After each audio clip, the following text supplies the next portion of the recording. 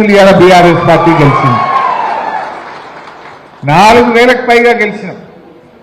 Of course Revanth Reddy కథ వేరు. మంది పుట్టిన బిడ్డ కూడా నా బిడ్డనే అంటాడు, ముద్దు పెట్టుకుంటాడు. ఈ కేసు వేరే కేసు ఇది. ఎందుకంటే మొన్న లెక్కలు చెప్పిండు.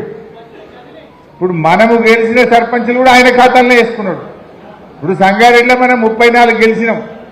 కానీ రేవంత్ రెడ్డి ఏమంటాడంటే సంగారెడ్డిలో మనం 25 గెలిచినాం, 29 గెలిచినాం అంటాడు. ఇల్లు కూడా అల్లే కలుపుకుంటాడు.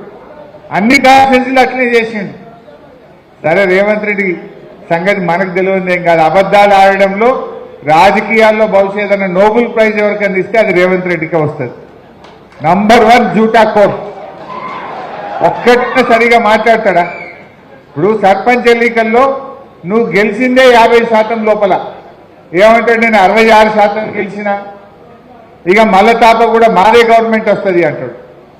నువ్వు 66% సర్పంచులు గెలిస్తే మళ్ళా గవర్నమెంట్ వచ్చేది ఉంటే, పోయిన తాప మరి బీఆర్ఎస్ పార్టీ 90% సర్పంచులు గెలిచింది, మరి మా గవర్నమెంట్ రాలే కదా. అంటే మనము 90% గెలిస్తే మనకు 39 మంది ఎమ్మెల్యేలు గెలిచిండ్రు. 66% గెలిచిన రేవంత్ రెడ్డికి ఎన్ని వస్తాయి? 10, 12 వస్తాయి. 10, 12 ఎమ్మెల్యేలు వస్తాయి. గవర్నమెంట్ బీఆర్ఎస్ వస్తుంది పక్క. నువ్వు చెప్పిన సూత్రమే నీకు చెప్తున్నా, అంతే కదా. ఇప్పుడు పోయిన తాప 10 జిల్లా పరిషత్లకు 10 మనమే గెలిచినాం. 33 జిల్లా పరిషత్, 30 జిల్లా పరిషత్లు ఉంటే 30కి 30 మనమే గెలిచినాం. 149 మున్సిపాలిటీలు ఉంటే 145 బీఆర్ఎస్ గెలిచింది. 10కి 10 డీసీసీబీలు బీఆర్ఎస్ గెలిచింది. మరి అప్పుడే మనకు 39 వచ్చినాయి. మరి నీకు 66 వచ్చింది. నీకు వచ్చింది 50 లోపలనే. కానీ రేవంత్ రెడ్డి చెప్పుకుంటున్నది 66. మరి నీకు 10, 12 ఎమ్మెల్యేలు జనకంటే రావు. మళ్ళీ అందరు ప్రజలు కూడా మాకు కేసీఆర్ ముఖ్యమంత్రి కావాలి, ఇలా ప్రజలందరూ కూడా ఎదురు చూస్తా ఉన్నారు. నీ ముఖానికి ఎరువులు ఇచ్చే తెలియదు కూడా. ఇప్పుడు పంట పండాలంటే ఏం కావాలి? నీళ్లు కావాలి, కరెంటు కావాలి, ఎరువులు కావాలి. కానీ రేవంత్ రెడ్డి ఏమంటుండ్రు? యాప్లు కావాలి, మ్యాప్లు కావాలి. యాపడ ఇలాగే స్టార్ట్ చేసిండ్రు. ఎరువు బస్తాలు కావాలంటే లైన్ నిలబడి యాప్లో కొట్టుకుని, యాప్లో కొట్టే ఇప్పుడు ఒక్క సంచిస్తాం, నెలకు ఒక్క సంచిస్తాం, మళ్ళీ 3 నెలలకు ఒక్క సంచిస్తాం. ఇక సంచికి తిరగాలి. మనం ఇట్లా చేస్తే వ్యవసాయం ఒకటి పట్టదా? నేను ఒకటి లేకుండా వ్యవసాయం చేసినా రేవంత్ రెడ్డి? రైతు కష్టం, రైతు విలువ నీకు తెలుసా? కేసీఆర్ గారు తన హయాంలో ఎరువులు ఫుల్లు, కరెంటు ఫుల్లు, నీళ్లు ఫుల్లు, పెట్టుబడికి టైంకు పైసలు ఇచ్చిండు. రేవంత్ రెడ్డి వచ్చినాక 2 సార్లు రైతు బంధు కొట్టిండు. కరెంటు 14 గంటలు కూడా వస్తలేదు. ఎరువుల కోసం లైన్లలో నిలబడి రైతులు మోసపడుతున్నటువంటి పరిస్థితి. ఈరోజు యాప్ల కోసం లైన్లో నిలబడితే చాలా చోట్ల టెక్నికల్ ప్రాబ్లం అంటున్నారు. యాప్ ఓపెన్ అయితే లేదు. ఇక రైతులు యాప్ల కోసం లైన్లో నిలబడ్డాను. రేవంత్ రెడ్డి నువ్వు ఏం చేస్తున్నావు? సీదా ఎదురు కాదు. ఎందుకు ఈ యాప్లు ఎందుకు, ఈ లైన్లో నిలబడేందుకు, ఈ రైతుని మోసపెట్టేందుకు నేను అడుగుతా ఉన్నా. కేసీఆర్ గారు ఉన్నప్పుడు నీకు తెలుసు, నీ ఊళ్ళ సదాశివపేట మండలం కానీ, కొండాపూర్ మండలం కానీ, కంటి మండలం కానీ, సంగారెడ్డి రూరల్ కానీ, మీ ఊళ్ళే రాకపోతున్నాం. ఆటో కిరా లేదు, అమలు కిరా లేదు. రైతులుగా సంగారెడ్డికే సదాశివపేటకు రావద్దు, మీ ఊరికే ఎరువులా పంపిన వాళ్ళేలా అని అడుగుతాం. మీ ఊరికే వచ్చింది. అమలు కిరాలు లేదు, ఆటో కిరా లేదు, రైతులు లేదు. రైతుల ఊళ్ళకే ఎరువుల లాగి పంపిండు కేసీఆర్. కానీ ఎలా రేవంత్ రెడ్డి వచ్చిన ఎరువు బస్తాల కోసం వచ్చి సంగారెడ్డి యాప్లెస్ కోసం లైన్లు నిలబడాలి. కోఆపరేటివ్ పిహెచ్ఎస్ ఆఫీసుల ముందు లైన్లు నిలబడాలి. ఈ పరిస్థితి ఈరోజు ఏర్పడ్డది. చాలా దుర్మార్గం. పోయిన యాత్రకి బోనస్ కొట్టిండు, 2 పంటలకు రైతు బంధు కొట్టిండు, రుణమాఫీ కొట్టిండు పుణ్యాత్ముడు. ఇప్పుడు ఎరువులు చేసినట్టు అయిపోలేదు. అందుకే మీకు అర్థమైందో లేదో, ఎలక్షన్లు పెట్టుకుంటే భయపడదు. మన మున్సిపాలిటీ టైం అయిపోయి 50 పెడుతుండే ఎలక్షన్. జడ్పీ టైం అయిపోయి 50 అర్థం 2 ఏళ్ళు అయింది. ఎందుకు పెట్టలేదు ఎలక్షన్ అంటే ఆయనకు అర్థమైంది. కారు గుర్తు కనబడితే కేసీఆర్ యాడికి వస్తాడు. ఇప్పుడు సర్పంచ్ ఎన్నికల్లో కారు ఉండదని పెట్టిండు, ఏ పార్టీ సింబల్ ఉండదని పెట్టిండు, ఎవరు గెలిచినా మావోగారు ఇలా కలుపుకుంటా అని పెట్టిండు. ఆయన భయం పట్టుకున్న ఏడాది అర్థం నుంచి జిల్లా పరిషత్లకు ఎలక్షన్లు పెట్టలేడు, ఏడాది అర్థం నుంచి ఇలా మున్సిపాలిటీలకు ఎన్నికలు పెట్టలేడు. చివరికి కోఆపరేటివ్ కూడా 2 ఏళ్ళు అయిపోయి దాని ఎలక్షన్ పెట్టమంటే నిన్న జీవో ఇచ్చిండు. మేము నామినేట్ చేసుకుంటాడట, వాళ్ళ మనుషుల్ని నామినేట్ చేస్తాడట, ఎలక్షన్ పెట్టాడట. అంటే భయం అవుతుందా రేవంత్ రెడ్డి నీకు?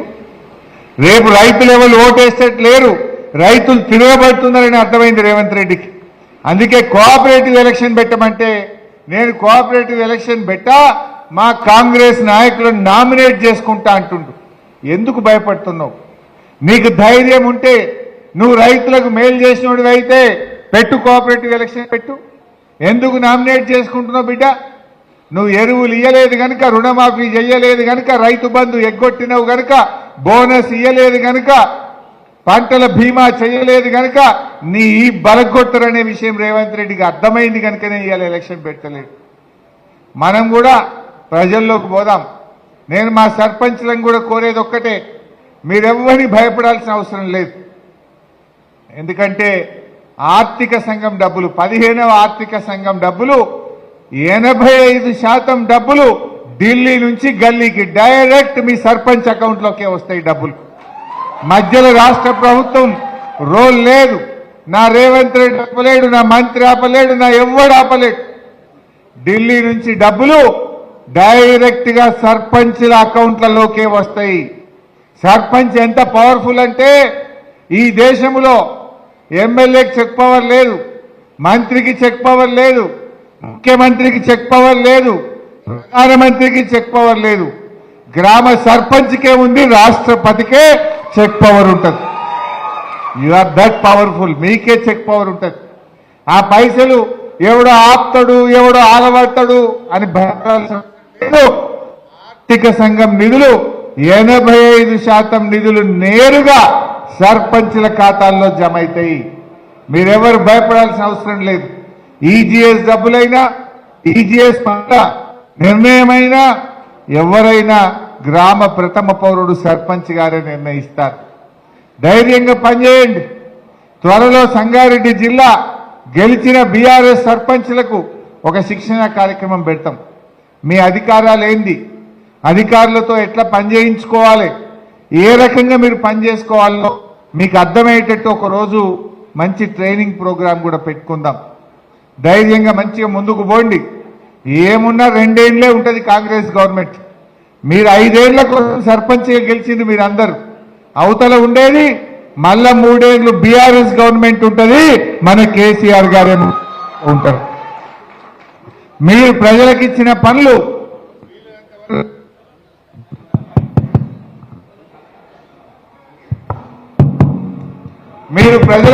పనులు వీలైనంత వరకు చేయండి, కష్టపడండి. ఏమన్నా మిగిలిపోతే మళ్ళా బీఆర్ఎస్ గవర్నమెంట్ రాగానే నేను దగ్గరుండి వద్దురా బిడ్డ అదే తీసుకుపోయి 2-3 ఉంటేనే డిస్టర్బ్ అవుతుంది. ఉదరి లెక్క జాబ్ బంద్ కరు. మీరు దగ్గరుండి నేను మీ పనులు ఏమన్నా ఉంటే నేను చేయించే బాధ్యత తీసుకుంటా. ప్రభాకర్ అని ఉంటాడు, నేనుంటా. మీరు ఎన్ని వీలైతే అన్ని చేయండి. ప్రజలకు ఏమన్నా మాట ఇచ్చి కొన్ని మిగిలిపోతే కూడా 2 ఏళ్ల తర్వాత మళ్ళీ మన బీఆర్ఎస్ గవర్నమెంట్ వస్తుంది. ఏమన్నా పనులు ఉంటే కూడా నేను తప్పకుండా చేయిస్తా. మీరు అది స్విచ్ ఆఫ్ చేయబిడ్డ, డిస్టర్బ్ చేయకుండా. బంద్ పెడితే లొల్లి ఉండదు. ఒక 5 నిమిషాలు ఎక్కువ మాట్లాడదు, వాళ్ళకి సన్మానం చేద్దాం. సో నేను దగ్గరుండి మీ పనులు ఏమన్నా ఉంటే నేను పూర్తి చేయించే ప్రయత్నం చేస్తా. మీరెవ్వరు కూడా బాధపడద్దు, చక్కగా పనిచేయండి. మీకు ఏ ఇబ్బంది రాదు. మంచి ఎమ్మెల్యే గారు ఉన్నారు, మేమందరం కూడా మీకు అండగా ఉంటాం. సర్పంచ్గా ప్రజలకు అందుబాటులో ఉండి ప్రజల్లో తలలో నాలుకలాగా ఉండాలి. కొంతమంది ఓడిపోయిన తమ్ముళ్ళు కూడా బాధపడద్దు. ఇప్పుడు నా దృష్టిలో అయితే ఓడిపోయిన వాళ్లకు భవిష్యత్తు ఉంటుంది, గెలిచిన వాళ్లకు బాధ్యత ఉంటుంది.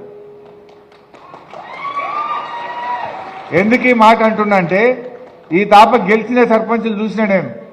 పోయిన తాప ఓడిపోయిన వాళ్ళు చాలా మంది ఇప్పుడు గెలిచారు. ప్రజలకు సింపతియో పాపం అనుకున్నారో, పోయినసారి ఓడగొట్టినామనుకున్నారో, ఈ తాప చాలా మంది ఓడిపోయిన వాళ్ళు మళ్ళీ సర్పంచులు చేసింది. అంటే ఓడిపోయిన వాళ్ళకేమో భవిష్యత్తు ఉంటుంది, గెలిచిన వాళ్ళకేమో బాధ్యత ఉంటుంది. ప్రజలకు మిమ్మల్ని నమ్మి మీ మీద ఎంతో విశ్వాసంతో మిమ్మల్ని గెలిపించేది కనుక పొద్దున్న లేవంగానే ఏముంటాయి, ముఖ్యంగా శానిటేషన్, చెత్త సరిగా. ఇప్పుడు కేసీఆర్ గారు మంచిగా ట్రాక్టర్లు కొనిపెట్టిండ్రు ప్రతి గ్రామ పంచాయతీకి. రోజు చెత్త ఎత్తి శుభ్రంగా గ్రామ పంచాయతీలు ఉంచాలి. చెట్లను బాగా పెట్టండి, పెట్టిన చెట్లను కాపాడండి. వీధి దీపాలన్నీ వెలుగుతున్నాయా లేవా చూడండి. మంచినీళ్ళ నల్లా ప్రతి ఒక్కరికి వస్తుందా లేదా, ప్రతిరోజు నీళ్ళు వస్తున్నాయా లేదా చూడండి.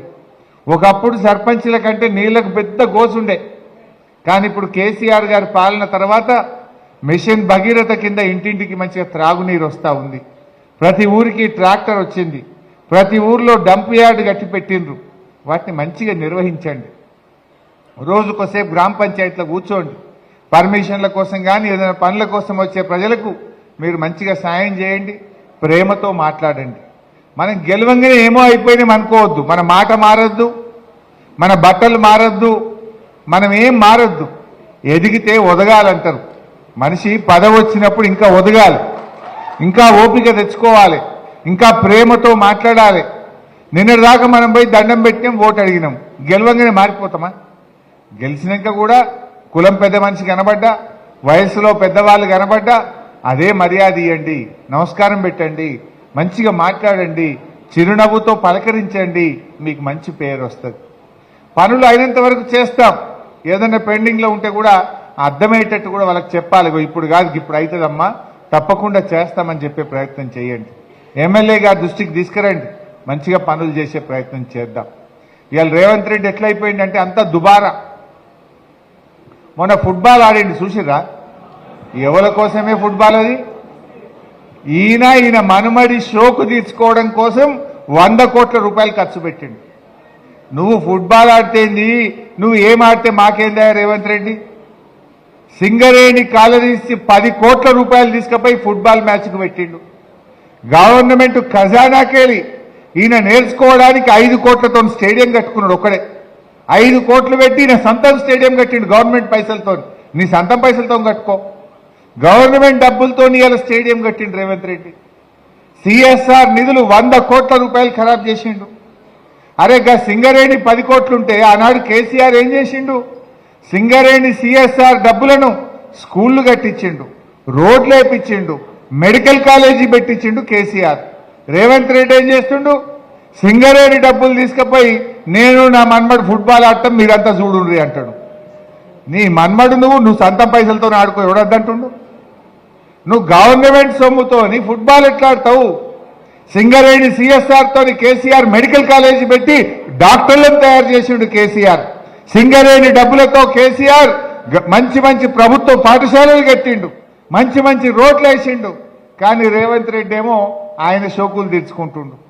మీరు గమనించిండో లేదో, కేసీఆర్ ఏమో ప్రాజెక్టులు కట్టాలి, ఇంటింటికి నల్ల నీళ్లు ఇవ్వాలి, ప్రతి ఊర్లో డంప్ యార్డ్ కట్టాలి, ప్రతి ఊరికి ట్రాక్టర్ కొనాలి, ప్రతి మండల కేంద్రానికి డబుల్ రోడ్ వేయాలి, కొత్త జిల్లాలు చేయాలి, కొత్త మెడికల్ కాలేజీలు చేయాలని కేసీఆర్ పనిచేసిండు.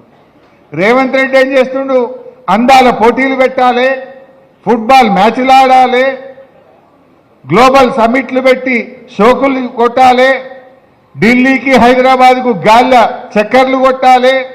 ఇది రేవంత్ రెడ్డి చేస్తున్నది. కేసీఆర్ ఏమో ప్రతి క్షణం నా తెలంగాణ ఎట్లా పైకి రావాలి, పోరాడి తెలంగాణ తెచ్చిన కేసీఆర్ నీళ్ల కోసం దండలాడిండు, తెలంగాణ అభివృద్ధి కోసం దండలాడిండు. ఈ అందాల పోటీలు పెట్టి 100 కోట్లు ఖర్చు పెట్టి రేవంత్ రెడ్డి, ఈ అందాల పోటీలతో మనకేమైనా వచ్చినా? అది ఎవరికన్నా? ఈ ఫుట్బాల్ మెస్సీతోని మనకేమైనా వచ్చిందా? ఈ మెస్సీ ఎవరికి కావాలి? ఈ అందాల పోటీలు ఎవరికి కావాలి? ఊళ్ళల్లో ట్రాక్టర్ల డీజిల్కు పైసలు లేవు, లైట్లు పోతే బుగ్గలు వేసేందుకు రూపాయి లేదు, పింఛన్లు 4000 ఇస్తా అన్నాడు, దాని గురించి మాట్లాడతలేడు అవ్వతాతలకు. మన కేసీఆర్ ఉండగా 200 పెన్షన్ 2000 చేస్తా అంటే గెలిచినాక నెలకే 2000 రూపాయల పెన్షన్ చేసిండు కేసీఆర్. ఒక్క నెలలో చేసిండు. రేవంత్ రెడ్డి గెలిచి 2 ఏళ్ళ 2000 4000 అంటే ఎడవైంది, వచ్చిందా 4000? అక్క చెల్లెళ్లకు మహాలక్ష్మి 2500 అన్నాడు. 2 ఏళ్ళైనా మహాలక్ష్మి దిక్కే లేదు. మహాలక్ష్మి రాదు, 4000 పింఛన్ రాదు, అన్ని మోసం. 2 లక్షల ఉద్యోగాలని పిల్లల్ని మోసం చేసిండ్రు. ఇక పైకేమో అంత అర్థమైపోయింది ఆయనకు. అంతా ఇప్పుడు ఏంటంటే డబ్బా ప్రచారం. ఇక రైజింగ్ సీఎం అంటుండు. ఈయన రైజింగ్ సీఎం కాదు, ఫ్లయింగ్ సీఎం. 61 సార్లు ఢిల్లీ పోయిండు. రైజింగ్ ఏం లేదు, అంతా ఫ్లయింగే. ఉత్తమ మాటలు. ఇలా ప్రజలు ఇంకా యూరియా కూడా సరఫరా చేయలేని చేతగాని దద్దమ్మ ప్రభుత్వం కదా. ఎరువు బస్తాలకు ఇబ్బంది అయిందా లేదా? మొన్న అయిందా లేదా? ఇప్పుడేందే మళ్ళీ యాప్ పెట్టిండట. యాప్ ఇవాళకెళ్ళి యాప్లో పెట్టు అంటే ఆ యాప్ వస్తుందా లేతలేదు. అది వస్తనే లేదు యాప్. టెక్నికల్ ప్రాబ్లం అంటుంది. ఇక ఇట్లున్నది రేవంత్ పాలన. ఈ యాప్ ఎందుకు, ఈ లైన్లు ఎందుకు? కేసీఆర్ పంపినట్టు సపరేట్గా ఊరుకో లారీ పంపరాదా? అమాలి కిరాయి తప్పుతుంది, ఆటో కిరాయి తప్పుతుంది, ఈ చాయ్ టిఫిన్ పానీ ఖర్చు తప్పుతుంది. ఎవరూలే వాళ్ళకు బస్తాలు ఇయ్యే చేత కాకపోతే ఎందుకు? నువ్వు కొత్తగా చేసేది ఏమద్దు. కేసీఆర్ గారు ఉన్నప్పుడు ఎట్లా చేసినావో ఆ పద్ధతుల్లో ఇవ్వాలని చెప్పి ఈరోజు మేము డిమాండ్ చేస్తూ ఉన్నాం. సో ఏది ఏమైనా ఇప్పటికే బాగా లేట్ అయింది. మా గౌరవ సర్పంచులతో నేను కోరేది, మంచిగా పనిచేయండి. మీకు ఏం అర్థం కాకపోయినా ఎమ్మెల్యే గారిని కలవండి. మీ ఎమ్మెల్యే గారు గతంలో లోకల్ బాడీ అంటే మున్సిపల్ చైర్మన్గా పనిచేసిండు. మంచి అనుభవం ఉంది చింతా ప్రభాకర్ గారికి. ఎట్లా నిర్వహించాలి అని మీ లెక్కనే ఆయన కూడా పనిచేసిండు మున్సిపాలిటీకి. సో మీరు ఆయనను కలిసి సూచనలు తీసుకోండి, సలహా తీసుకోండి, ఆయన సహకారం తీసుకోండి. ఏ అవసరం ఉన్నా మేమందరం కూడా మీకు అండగా ఉంటాం. బాగా పనిచేసి బీఆర్ఎస్ పార్టీకి పేరు తెద్దాం. మళ్ళీ మన కేసీఆర్ను ముఖ్యమంత్రి చేసుకుందాం. జై తెలంగాణ.